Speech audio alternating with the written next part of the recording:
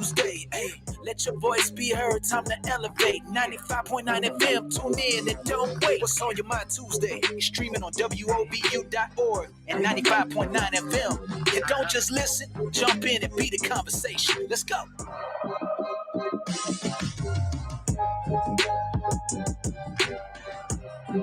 What's up, everybody? You tuned in to another episode of Strategic Moves. I'm your host, Kenn Dr. This is a place where we bring art, culture, politics, and business all together. And I do it every week right here with my co-host, Mrs. Dr. Heather E. Burton. She's not here today. She took a day to... What's up, Cleveland? It's time to turn up the conversation. Tune in to the Strategic Moves with Kenn Dr. Radio Show. What's on your mind Tuesdays? Call in, comment, and connect on WOVU 95 FM, WOVU.org, and hit us up on social media. Let's go. In our community, and today is no different. Today we got some real good conversations we're going to talk about. I got two guests. What's up, Cleveland? It's time to turn up the conversation. The program Tune in to the Strategic Moves with Kenn Dr. Radio Show. What's on your mind Tuesdays? Call in, comment, and connect on WOVU 95 FM, WOVU.org, and hit us up on social media. Let's go. Looking for information and things that are good information that I can share with you. One of the things that I ran across was a video that was done by Dr. Otis Moss III. And in this video, we're going to play it today as part of our discussion piece. Is this going to theme the thing to get our discussions up and going? And we're going to name this program today. I was just getting a little things together. We're going to name the program today. It's titled Unmasking the Lies, Why America Fears Black Excellence. And that's one of the things we're going to have that. And we're going to sit down with none other than Reverend Dr. C.J. Matthews, as well as Reverend Aaron Phillips. And we're going to talk about that. And we're going to play a little video. As everybody know, we play a video of some of the things to get us set up. And you guys will be able to hear it on the radio as well. Our topic this days is going to be done by none other than Dr. Otis Moss III. And we're going to tune that up. Are we ready to tune that up, Latif? All right. So like everything's up. All right. So we're going to get it started. Go ahead. In all of your you-ness. You see, I must give this, if I may stop here momentarily, that this nation spent extraordinary resources to perpetuate a lie about us. Think about that. That you have to spend not money to lie about somebody you say has no intellectual capacity to read or write. Now, wait a minute. In one breath, you say, according to the antebellum history, that we don't have the capacity to read or write or learn, add, subtract, and understand complex subjects. But then you make it illegal to read, to write, even punishable by death. Now, there are no laws that say dogs shouldn't read or write, because we assume that dogs don't have the capacity to read or write. There are no laws that say bears shouldn't have pencils and bears shouldn't write, because we make an assumption that they can't write down. We don't have laws that owls, though they look majestic, that owls cannot add nor subtract. It's rather peculiar that on one hand you say someone doesn't have the capacity, but then on the other hand you have to pass a law to ensure that they will not do what you say they don't have the capacity to do. Which then logically leads me to this particular idea, that therefore you understand our capacity, you know our power, and you are afraid that if I get a book in my hand, a pencil in my hand, that we will change the narrative of these yet to be United States of America. Because whenever we get a hold of something, we always transform it. Don't you know, black folk, whenever we get a hold of something, we always transform it. We can take a few pieces of stuff you put in the trash. We can take some rice, tomato, some shrimp, and okra, and take what you say cannot be used, and then stir it all up and call it gumbo, and then you will take it and then serve it for $20 a bowl in some restaurant. We can take anything and transform it. We even take fans, y'all, and put boots on the ground.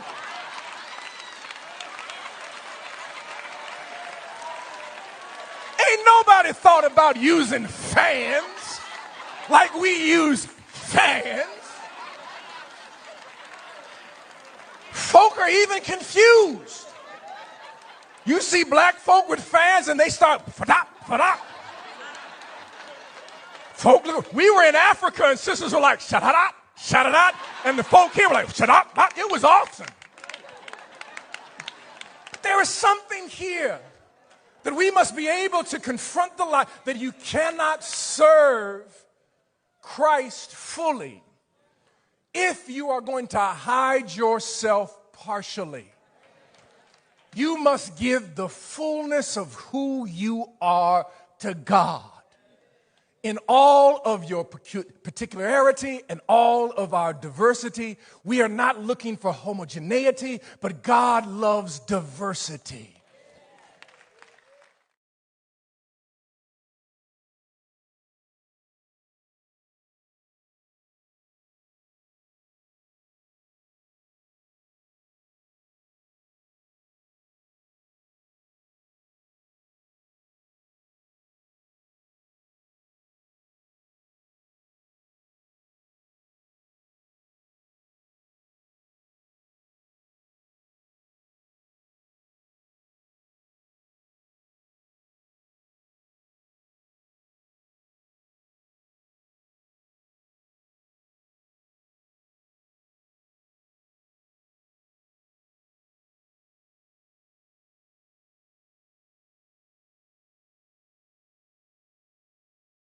Hip hop blogger.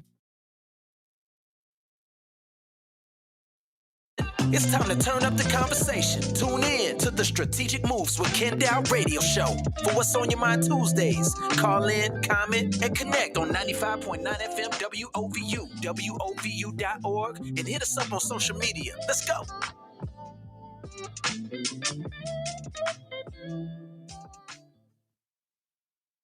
All right, we are right back, and thanks for. I want to give a big shout out to Reverend Matthews for coming in here today. How you doing today, sir? Doing real well, extremely well. I want to thank you for coming into our program today. We're going to sit down and have a little discussion about why America fears Black excellence here in Cleveland, Ohio. And we're going to start off with, and not just in Cleveland, but around the nation. I want to start off by, you heard the thing that section that Reverend Otis Moss Jr. was talking about. And I guess, it said, why spend millions of dollars to hide the truth that you claim doesn't exist? So, Pastor, I want to ask you, how do you interpret what Pastor Moss claimed, that America deliberately lied about the intelligent capacity of us as African Americans in this country?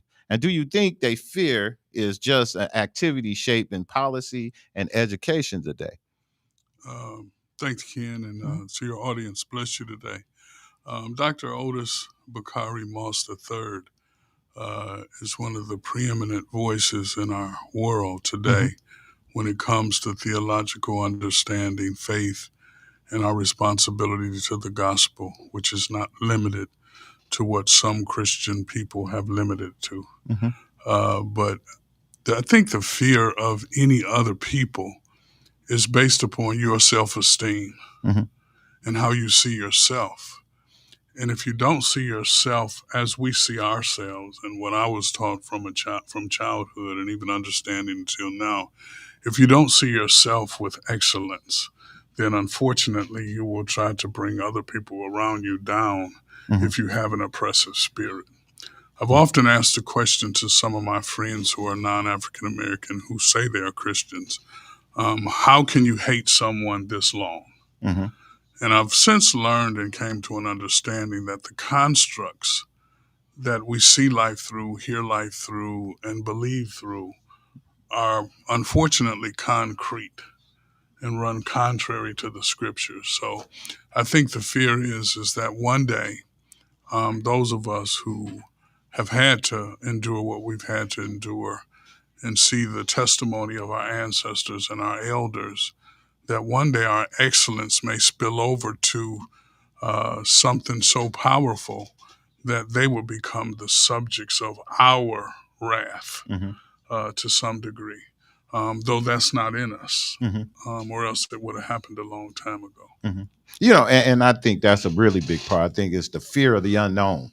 And some of it is, you know, some people feel like, hey, you know, if this was to happen to me, this is what I would do.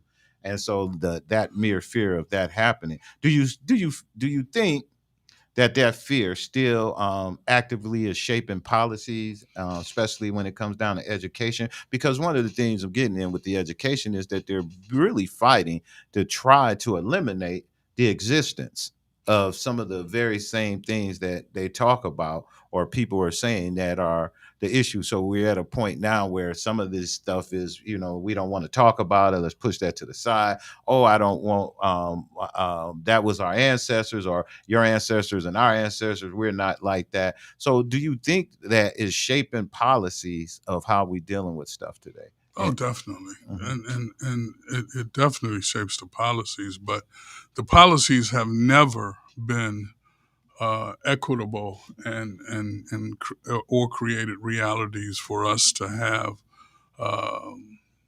access and a level playing field. I don't like to use that rhetoric, but just for my audience. But at the end of the day, we have to know that the policies that were inserted in this country were inserted because of revolution. They weren't inserted because someone one day sat down and said, hey, we need to do the right thing. We need to be moral. We need to be a Christian nation. Right. That's never why it was done. It was always done out of revolution. And so power, and today as we see it being in today's iteration, power then becomes the opportunity to create your value system, to create your ability to gain economics. Remember, it's only ever been two systems for economic growth in this country. All right, slavery and the wealth builders. The middle class and those kind of things have always been temporary. This country was built on slave labor. It was built upon not paying equitably for the services given. And that only came about by revolution. All right. And so now again, that the wealthiest of the wealthiest over the last few decades have gained more and more power, just in a simple matter. For them to relate to anything that we care about is a non-reality. It's a non-reality. In that case, it's not even about race. It's about greed and opportunity to continue to build wealth. All right. We become the fulcrum today because certain people know, including our president, that what he does to us creates a strength in his base. So it's not that he hates black people or white people or yellow people or brown people. It's as much as it is, hey, I got this fulcrum. I need to maintain my base while I pull off the real game. And so in order for me to maintain my base, I can oppress more this group of people that they hate anyway. And under the guise of Christianity, we've been made to believe that we're not hated. And I've often said, don't worship with me on Sunday and then hate me by policy on Monday. Do you think that Christianity in America is kind of perpetuating that systemic lie? Well, Christianity in America, and I won't call it Christianity, but I call it American Christianity because it's not even white anymore. Right. That's why I said American. American Christianity, because that's not the Christianity of the Bible. Remember, he who controls the knowledge controls the people. It's always been like that. Knowledge has so much power. So why would we want to rewrite history? Why would we want to take certain books and things away from people? Why? Because knowledge is power. If the pulpits today were preaching what Dr. Otis Bakari Moss III was preaching across this country following the Sullivan principles, it'll be a different country. It will be a different church. It will be a different movement. But if everyone is caught up in this, what I call the current opioid of religion, meaning that it is being perpetrated to do what? To subdue, to create narratives that don't allow you to even fight for liberation, let alone believe in liberation. The whole idea of soul winning has nothing to do with the gospel. And now I know all of my friends are jumping in their seats right now. Yeah, because I'm about to ask you, go into some more detail about that. What do you mean by that? God never told us to win souls. He says, go and make disciples. Okay. All right? Reach the world for Christ. And I believe that with all my heart. I've baptized several thousand people in my 40 years. All right? But at the end of the day, it was never about their soul. It was about their well-being, which their soul is included. Right. So if you only want my soul, leave me alone. Why would you come after me and take me out of hell and leave me in America? If the church was truly doing, and I'm not doing it, what we should be doing, then the moment the day you got saved, I would be able to transport you to a village or a community where that salvation could be realized and your potential could be realized. What responsibility do you think the Black church have to rewrite these false narratives then? You said it, it's there. So what responsibility? And you mentioned yourself, you say, hey, I might not be doing it myself, but is there a responsibility? And where does that responsibility lie? And how do who and you know what, Frank Jackson, I said this as much. The older I get, the doggone Frank Jackson isms make more and more sense to me, because he used to say it is what it is, and I could never understood that, but now I really understand what he mean why he said it is what it is. I get that, I really do. And the other one is that he said everybody know what the problem is, but the problem is that everybody know what the problem is and nobody ain't doing nothing about the problem, and that's the problem. So in that particular case, what responsibility does the Black church have to rewrite these false narratives? Well, number one, I wouldn't be here without it. Okay. That's number one. Okay. I wouldn't have the life that I have without it, my children, my grandchildren. So it's an institution that I love dearly. Okay. But the Black church was not born in this country to do what every other church does. The Black church was born to build a community, to build educational systems, to fight against the constructs and the systems that oppress Black people. And therein lies opportunities for all people, because any oppressed person could benefit from it. So instead of restricting the narrative and buying into some of the newer ideas of this inclusion, we have never been included. Now, assimilation is easy for us because we've seen that the more we assimilate, maybe things get better. Okay. Until you're caught on a dark road like a pastoral friend of mine was in Warren on Monday night. Okay? That reality still exists. All right. What happened? I mean, you said it. Hey, I'm a podcaster, interviewer. You got to tell me what happened on Warren Road. No, this is in Warren, Ohio. Warren, Ohio. Okay. Right. Here's a pastor who just happens to be fortunate enough to own his own dealership. Okay. So therefore, he has several vehicles in his name. Okay. All right. And not only did they question him based on a small infraction, not even something to be pulled over for. Okay. About the vehicle he was in because it was registered to a dealership. Okay. They questioned him about other vehicles he owned. All right. And went into what they do to us at night when they pull us over. Wow. Unfortunately. And so that kind of a thing, that reoccurring thing, continues to perpetuate the idea that police are right. All right. And they may be many times. All right. But we have to get away from the narrative of good police and bad police. All right. There's only a few bad. No, that's a book. That's crap. That's crap. Right. All right. Right. All right. We're on the radio. Right. We're on the radio. We got Pastor Aaron Phillips, who was able to join us in. And Pastor Aaron Phillips, we're here talking with your buddy. That's my friend and mentor, and I love him. Your my brother. And he's a good guy because I called him at 8:00 this morning and woke up and was like, "Hey, I forgot all about this, Pastor. I need you to come in." You called him at 8 this morning and he answered? He answered my call at 8:00 well, this morning. I he called really him. you're special. I called him. I said, "I need to talk to you because I ran across this Otis Moss thing and it had me fired up." Mm-hmm. And I wanted to sit back and talk. I knew you were coming on here, and it don't take much to get you fired up. You right about I come in on fire. So I knew it, but I wanted somebody here that could calm you down, and we could get it out. Well, you got it right. You got the right one. So today you got an opportunity to hear what Reverend Moss was talking about. What was your perception of what he was talking about today? I think it's a healthy reminder of who we are and who we are as a people, who we are as a church, and that we are a threat because of who we are. And I think sometimes we forget how strong we are.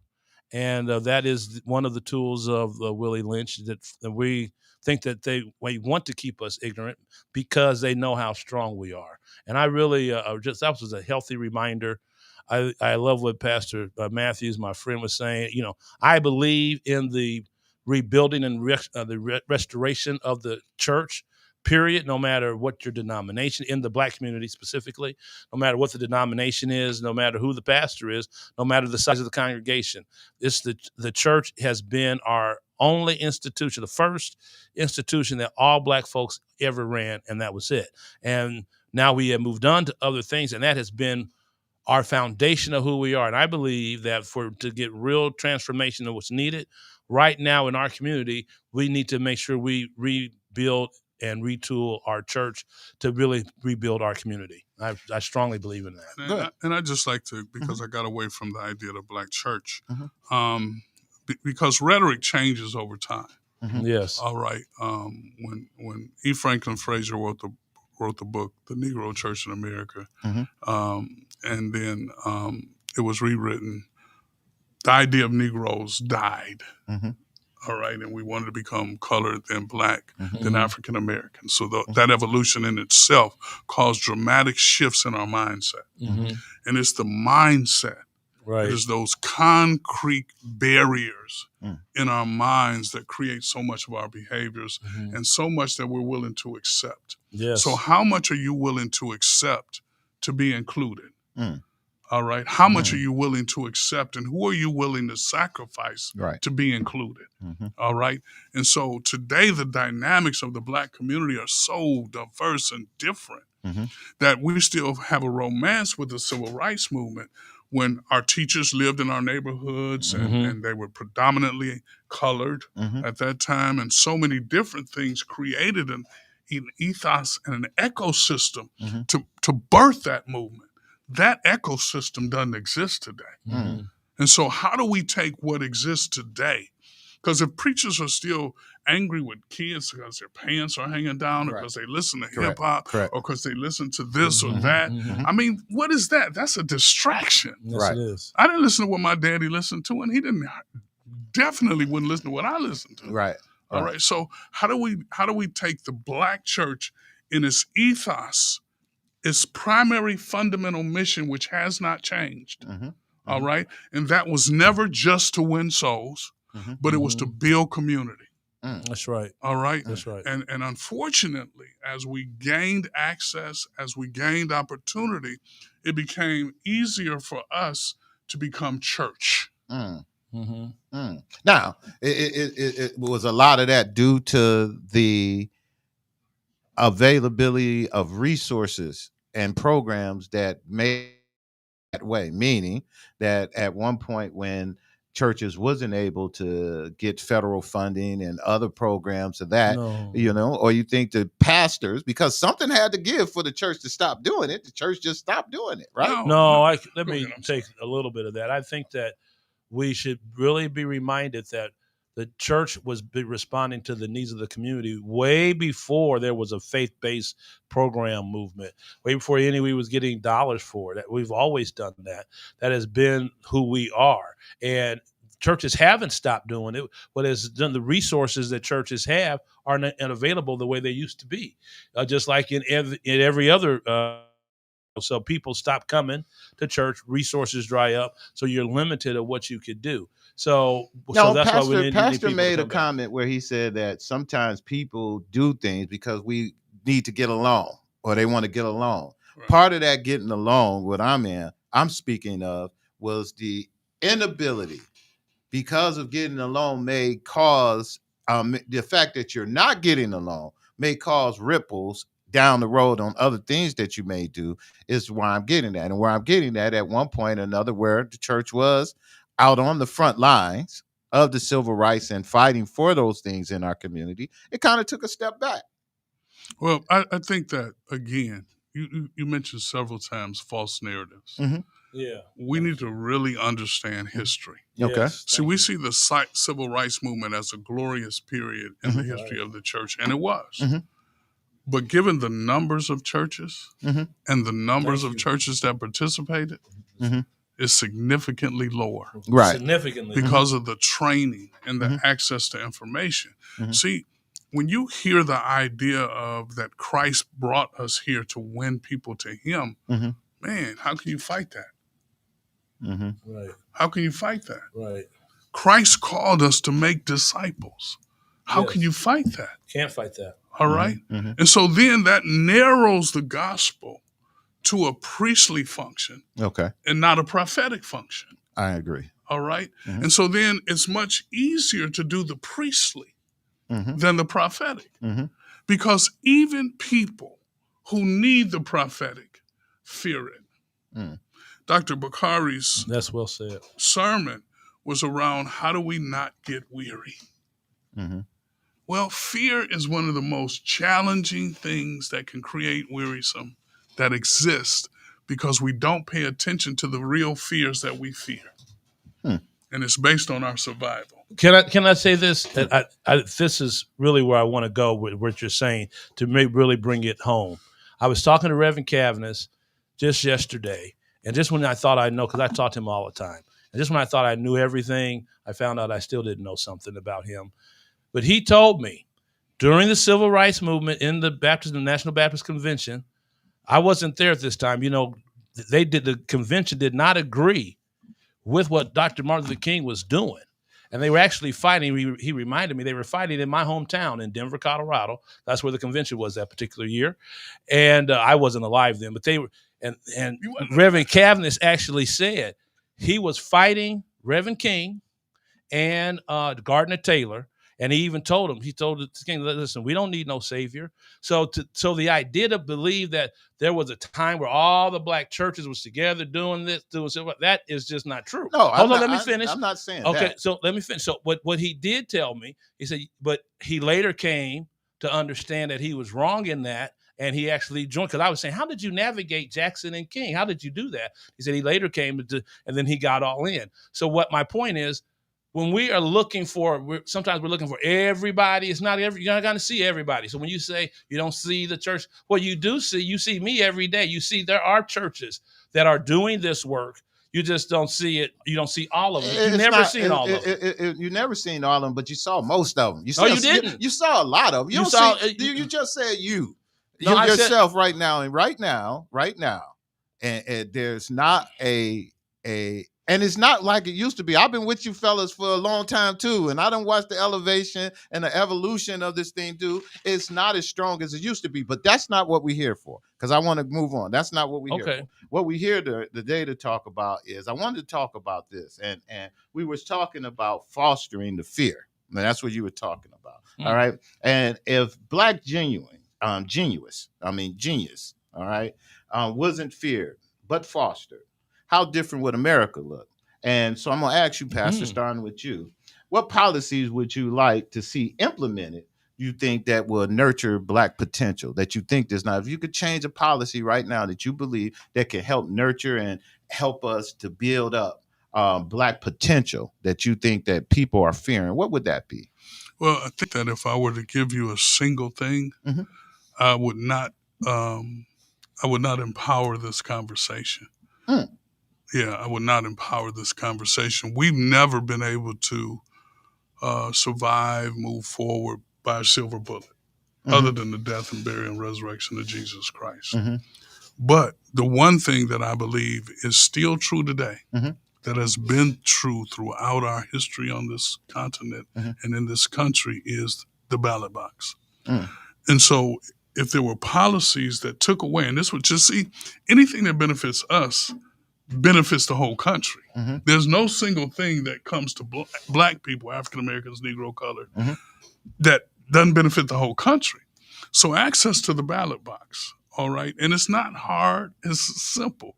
Today with technology, there's no such thing as a stolen election. That's number one. That's true. There's manipulation. There's interventions that occur, but there's no such thing as stolen. So today to give access to the ballot box is real simple. It's real simple. I go get my driver's license when I turn 16. I register to vote when I turn 16. I can't drink until I'm 21. So I can't vote till I'm 18. But I got 2 years of preparing to get that document, that license, all right, in which I'm what? I'm in the system. So when I turn 18, automatically I'm in the system. I have a driver's license, I have a driver's license number, I have everything I need. Bam, I'm immediately put on the voters' rolls. How often I vote has nothing to do with being on the voter roll. All of those are sidetracks and manipulations and ways of disempowering the one group that should be empowered. Making that whole process. I got you. That's a good. I didn't know where you was going until you got to the end. Then, like you said, that whole your driver's license, all of that, all in one spot, and you should be able to do everything, and it should be your ticket. Right. And if you ever get convicted of a felony, incarceration, or anything, it doesn't take away your right to vote. What about you, Pastor? You can change one thing. Black excellence. I would change the plea bargain policy. So you could not no more they make everybody go to trial. And that would force people who don't need to go to prison not have to go.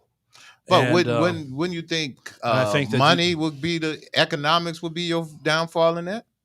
People who can afford attorneys? No, everybody has a right to an attorney. I mean, even if you get a court-appointed attorney, you get an attorney, and but a lot of people end up going to trial and getting even more time getting penalized for going to trial because we have a plea bargaining system. I got a young man right now who's in prison for 10 years for the dumbest thing in the world. And there's no way he should even be in prison. We talked about that. Remember that. So, I would get rid of the plea bargain. Very sad. Very sad. Yeah. We were right there with him, and I hope to get him out. And but if we could change that, there's no such thing as a plea bargain because that makes when you go to trial, they penalize you. So because he went to trial, they tagged him even worse. And that's stupid. That's even worse. And you realize for a black man, it used to be 50-50. Now it's less than that. So it's a crapshoot for them. It's monopoly money. Right. All right. So if we can get the plea, which 85 now, 88%. Right. All right. If we get the plea, we do less work. Right. All right. We get maximum penalties. All right. And at the end of the day, we've taken one more person away from the potential they could have without that felony. Absolutely. Pastor Matthews, do you think true racial equality would ever exist in America without racial educational reform? You know, and we talk about that because, again, they're constantly trying to push it away and take away, but they also saying at the same time that you guys, that black folks didn't have the capacity to even do the stuff that they're trying to not allow you to be able to do. So it's sort of like, you know, the chicken and the egg on that. What I love about Dr. Otis Bakari Moss III and his dad, Dr. Otis Moss Jr., is the fact that they always go back to the historical narrative, our ancestors and our elders, and things they've said. We understood coming into integration that we were going to have a tough battle. But going into those schools, had it been allowed, many of us, not me, but our ancestors were the valedictorians and the salutatorians. Why were they that? Because education was not left to the school. Right. Between the church and the home, that was the primary place for education. And so today, in our desire for the Black church to continue to live, or whatever we're going to call it today, I would look to the next generation to say what we should call it, as long as it maintains its ethos. Okay? Because the Negro church stepped away. All right? And Lawrence Nehemiah and Gayrod Realmore write some excellent works about why and how in the next iteration are we there. Because education, if I can guarantee you my grandchildren and my children went to great schools, but I guarantee you they got as much or more in my house than they ever got from the schools, and will continue to get, as well as our church. Oh, I believe that. I definitely believe that. What do you say, Pastor? Oh, I was just thinking about, we don't highlight the good kids anymore. We don't highlight the folks who want to, learn. What end up being highlighted in our community are rappers, gangsters, and that kind of thing. And so it takes away from the message that the church has been sending. We want you to grow up with some integrity. We want you to put something in your head. But when you do that and you left with a lot of college debt and no job, and you see this guy who's a rapper, and many times a lot of those successful artists have college degrees like Meek Mill. So many of them know, this is a way to make money, and that's what you do. But I think we have to be reminded there are some kids who are great doctors and scientists, and we need to highlight them. I was talking about this in church a couple weeks ago. Pastor Matthews, one of my young members, he plays basketball. He wants to get in the league and everything. So he plays intramural basketball. I said, well, I'll come to your games. I love doing that. I went, and they have great facility at CSU, went to watch them play. And what impressed me the most, there was 12 African-American young men between the ages of 18 and 24 playing basketball, having a good time. And I said, this is what, and no cameras, there's nobody on Instagram or anything, but this is what the young people are doing. So all the young folks aren't messed up. And so we need to highlight those those young people. And they came to church that next Sunday, and I brought them up and said, I want people to know there are a lot of good young men and women who are out there that we need to strengthen, and we need to highlight, and we need to encourage. And I would like to add to that is that, again, the church becomes the center for some families. I pray. Yes. Because for my family, my dad and my mom were the center. My pastor was there additionally. My grandfather was there, my grandmother. So today that dynamic is different. So that means that we have to embrace the community children. Yes. The community mothers, the community fathers. Yes. And we got to get away from the rhetoric that bemoans and diminishes and demeans and demonizes our people. If that rhetoric is in your sermon, and that person is sitting there or listening or in your digital community, what are you doing to them? Right. All right? It's not about whitewashing the gospel. Okay. All right? It's about creating that ecosystem, that ethos, that ability for people to come in who are hurting, who are broken, who are successful, who are great and everything is okay, into an environment where we can grow with each other. All right. We had, and every year we do this, and they were doing this when I got there, so I can't own this, but attribute to my son and the team around our educational ministry. 80 children 2 Sundays ago stood in front of our church and received their awards, received their excellence. We had 5 graduating, 3 from Case Western Reserve going to medical school, 1 with their PhD, wonderful. 4 with their masters. Okay. And that's just one small church. Well, whatever size, small church. Whatever size we are. Okay. Yeah. All right. That's just one church. Okay. And many churches are doing that, because I've seen a few other churches that had their recognition days. Right. All right. As Pastor Phillips says, that doesn't get publicized. Gail Reese and her ministry has reading clubs and book reading clubs and Bible clubs. When you can read, it's a game changer. Well, that's one of the things that I wanted to say, that I believe that the church, and I don't know how to frame it, but, how can you guys do better at celebrating and promoting Black creativity to the mainstream about the stuff that's going on, about the programs that's happening in the churches, about the thing? Because to me, I only can speak for myself, and me and Phillips go through this back and forth, so I ain't gonna get him started on, but I'm gonna throw my little nab in here again. Again, I believe that the church is in a thing where it's constantly trying to battle to get more people in, and the church has to be more creative about reaching out to young people and those things. So to that point, how do you think the church could do better at let me say what Stokely Carmichael said. I think it was Rev Matthews. The revolution won't be televised.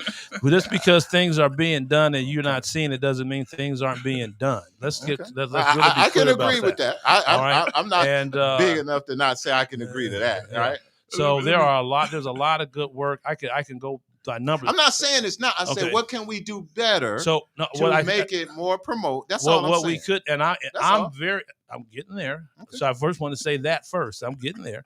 The second thing I would say is I know you better. We do this without the radio, by the way. But we really need to understand. I know I can do better with being on social media. There you I'm go. not. That's a good start. I'm not. I don't Thank believe. you. I really will tell you. I don't believe in social media, but I know we need it because it's a bunch of crap. It really is. But let me say it this way. Sometimes you can get on social media, and just because you're on social media, that does not mean that's real. So a lot of people get on there who do a lot of talking, but they're not doing a lot of walking. So now you see that on a regular basis, and people put and you're an immediate star on social media. So I'm not a fan of it, but what I do know, it does need to be a tool for us to get our message out. All right. So I am not a complete idiot in that. So we do need to use it for what we should use it for when we are doing good things. And I'm the first to say that, admit that. It's larger than me letting people know what I do. Thank you. The ecosystem that I think, and again, I've been doing this for a little while. That needs to be is connections, and I thank God for my son because Connected is our new church. Okay, and those connections are invaluable. Look at how many times you see commercials and companies talking about connecting. All right, so the school system needs to be connected to the church. There you go. Oh yeah, that's true. All right, there you go. The elected officials need to be connected to the church. They don't have to believe in our God. But if they're going to serve our people, they need to be connected. I agree. That's all right. A good point. Yes. The economic communities, Black economics, needs to be connected to the church. See, we got to step away from this. What can you do for me? Now, I know Pastor Phillips and all my friends, once again, they're going to jump on me. We got to get away from this idea of membership. All right. See, I've got whatever number of members I have, and really I'm moving more toward my sons. But I've served the community based on a philosophy that everybody needs God. Yes. And the only way that need can be fulfilled is if Kenn is there or Pastor Aaron is there or somebody is there and I serve them, then the potential of what Christ wants to do in their life becomes connected. But without me serving them, there's no connection. Right. And so if the schools believe that the church is a space where people can be transformed, we need that connection. If our elected officials believes that the church is a place, because no one else has as their mission transformation. Right. And you know what I would like to start hearing people say, and this is, and you're spot on, by the way, I agree with everything you just said, but I also would like to hear people say, what can they do for the church? I hear a lot of people talking about what the church should do for the community, and we should be like that. I believe in that. I absolutely promote that. But there should be also a time for what is the community doing to strengthen the church community? And because we need that as well. So we need to be strengthening each other. The church can't survive just with serving the law, which is serving the poor. Matter of fact, Jesus said the poor is going to always be with you. Ain't that the foundation of the church? No, the foundation of the church is Jesus Christ and his righteousness. No, he told me, he said it was to get disciples and to spread the word, correct? That has nothing to do with whether you're on Wall Street or whether you're on Main Street or whether you're on Martin Luther King Boulevard, wherever you are. The gospel needs to be spread, and we have to have resources for that. And so we do need to talk about when in this narrative. And I actually believe the church needs to serve the community, but there also needs to be a point where people are saying, "And what are we doing to strengthen the church as well?" Let me ask a question of you guys. It's right up y'all alleys as we circle in third here. Start with you, Pastor Phillips. Why do you believe that Pastor Moss emphasized so much about our full selves to God, giving our full selves to God? In this speech, he kept going over and over that that's what it was all about, giving your full self to God. What do you believe he meant, why he was emphasizing that so much? Well, let me tell you how because I thought that was good words. Let me tell you how it ministered to me. I don't know if that's what he meant or not, but how it ministered to me is that I can be my authentic self, who I am as a Black person, as a Black man, as a middle-aged Black man, living in Cleveland, Ohio. So we can be our true self and be a witness in the kingdom of God. Now, that's how I received that. I hope that, I'm not sure if that's what he was saying, but that's certainly the clear message I got. And I think that in that he's saying that we don't have to assimilate into the white Christian national narrative of what they believe the church is. We can be authentically Black, love our Blackness, love who we are as a people, and love Christ Jesus as well. We don't have to give up who we are because we are following Christ. And that is a universal message that the Black church has always spread it. And we, that's why I get a little confused when Black folks want to not act like they're Black and go, and being excited and worshiping the Lord, waving hands and shouting. That's what Black folks do. We like going to church, and we should not be afraid of who we are in the space that we are with Christ. Pastor Matthews, he emphasized giving your full self to God. This is again one of those things that is both personal and corporate. How do we give ourselves to God? For me, and I just read this last week. The Dalai Lama turned 90. He's the head of the Buddhist community. Right. For me to even say that, Christian folk are upset. But they asked him about his life, and he said, when I look at my journey, I have not wasted my life. So I think when you say fully to God, nobody else can critique you. I think that's a self-critique. Right. It's an internal view and look at your life and your work and your ministry or your business or your educational platforms, whatever it is you do. But I want to come back to the idea of social media and or access and or how do we get this word out? Today, fortunately, for so many churches, like just pull up Dr. Moss's the third, his YouTube channel, and he's got over 66,000 followers. Okay. There's a reason for that. But you listen to his message. Okay.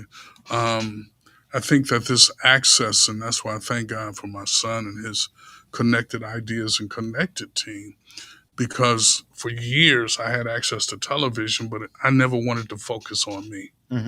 Probably one of the biggest things I should have did differently in my ministry. Right. All right. And so some of us come out of those constructs where we called it self-promotion or, no. If you're giving God the glory, the only person knows that is you. Right. What people say and critique about you is irrelevant. That's the one joy I've had in being a Black man and being myself. See, I had the privilege of being myself in ministry, which is the success of my ministry because I didn't have the religious trappings. I went to an evangelical seminary and I was trained in liberation theology, which to me is two good threads to understand. That's correct. Okay, just like James Cone in creating Black theology. Well, he first got a PhD in systematic theology. So he understood their science of theology. Right. And so today, again, I believe God is calling a portion of us back to scholarship. All right? And the production of resources. And today with technology, I can sit right here. And if the message is right and the marketing is right, it can reach the world. When I started streaming over 20, whatever number of years ago, one of my members came to me and said, Pastor, you need to be streaming. I'm like, I ain't doing nothing like that. She said, well, I'm going to do it for you. She bought everything, paid for everything, and put me on. Hooked me up with a group out of Atlanta. And I'm praying about this and talking to the Lord. Said, do you want to preach to the people who can come to 75th, or do you want to preach to the world? So we got to break those constructs that limit God. That's correct. By our limitations. That's right. He has no limits. That's correct. But we place limitations on ourselves. That's right. That's right. And you know, that's a true story, because when I first started podcasting, I was doing my little thing and I was running around getting my channel up, and I was doing all of these things and advertising here in Cleveland. I'm running my ads and all of this stuff, and I end up working with this. I end up talking to some guy, help me get my thing together and all this stuff. And he sat there and he was like, well, I'm looking at your channel. He said, why you keep advertising in Cleveland? I'm like, man, because I live in Cleveland. I need everybody in Cleveland to know what I'm doing. He said, man, this thing is called the World Wide Web. It ain't called the Cleveland Web. What the hell are you just doing in Cleveland? It's the World Wide Web. You need to be worldwide. And when he said that, and I actually opened it up, that's what opened up. And I hate to say it, but I tell people this all the time, man.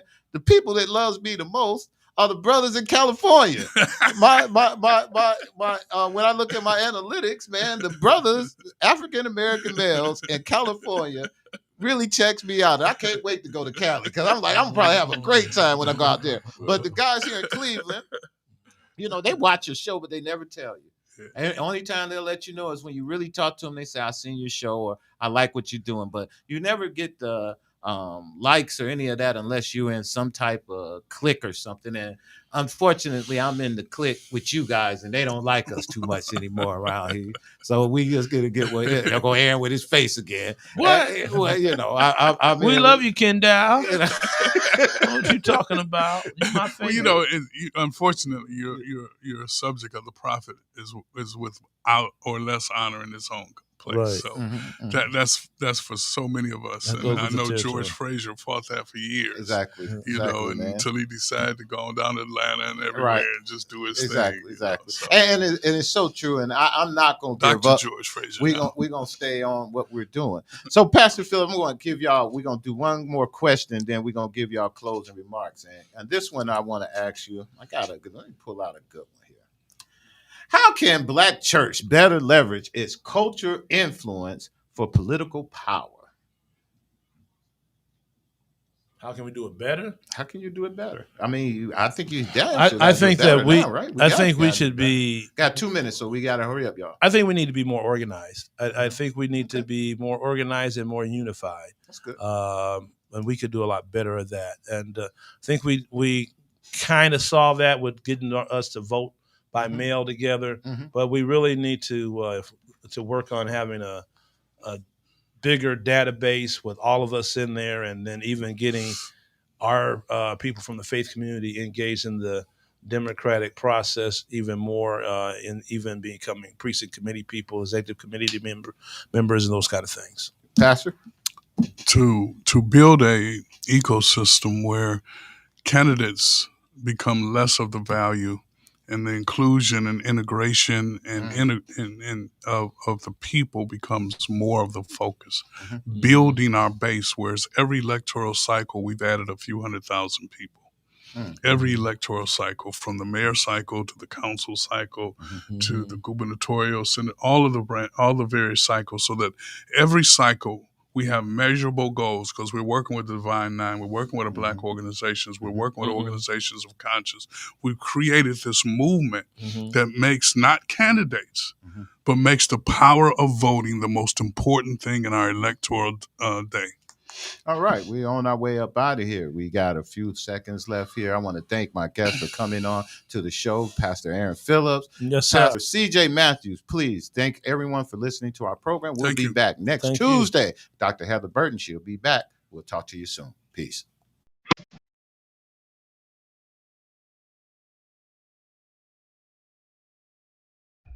What's up? It's the conversation to the strategic moves with Kenn and Tuesdays. Call in, comment, and connect on WOVU 95 FM, WOVU.org, and hit us up on social media. Let's go.